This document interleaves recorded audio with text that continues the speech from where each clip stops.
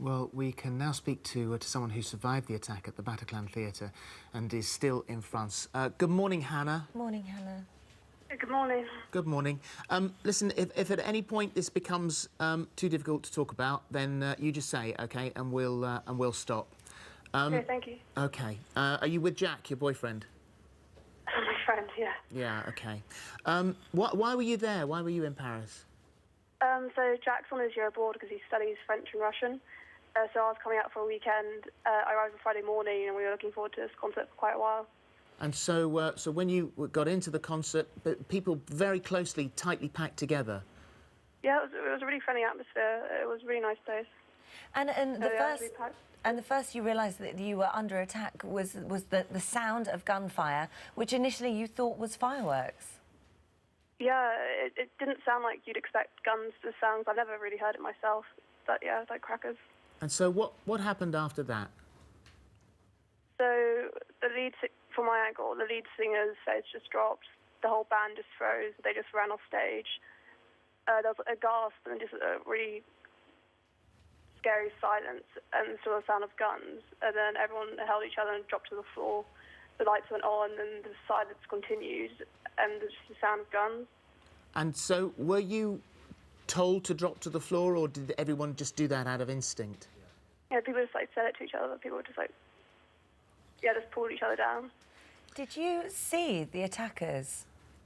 No, but Jack did. I didn't really want to turn around, but out of instinct, I think some people looked around and saw them.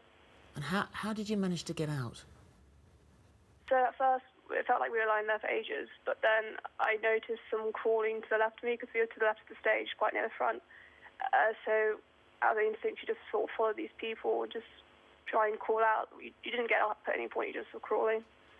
And so, of course, when you're crawling, terrified to make any obvious movements to show that you were alive, that must have been a terrifying few moments before you got to the exit. Yeah, definitely. I think the worst part was having to climb over people who were just like petrified out of fear, just frozen. And you didn't realise the extent of the attack until you got outside, spoke to a taxi driver and realised that it wasn't just at this venue, but that this had happened across Paris. How did you feel on hearing that news? Well, the taxi driver had no idea. He just thought we had a breakup or something, and I was just hysterical. And it wasn't until he turned on the radio to the news that he realised the amount of gunfire that was going on. You could tell it wasn't good when we were in there, but yeah, it took a while to come out. You told us earlier that one of the things you're thinking about when you're in a situation that I can't even begin to imagine how horrific that was your family. So thinking about your family, and they must be so incredibly relieved that you're on your way home. Yeah, apparently my parents have been having people dropping by the whole time and getting calls. Yeah, that's all you think about in that situation. It's crazy. They're gonna love that hug when you get back, Hannah. Will you give our love to Jack and safe journey home to you. And thank you for talking to us today. All right. No worries. Thank you very much.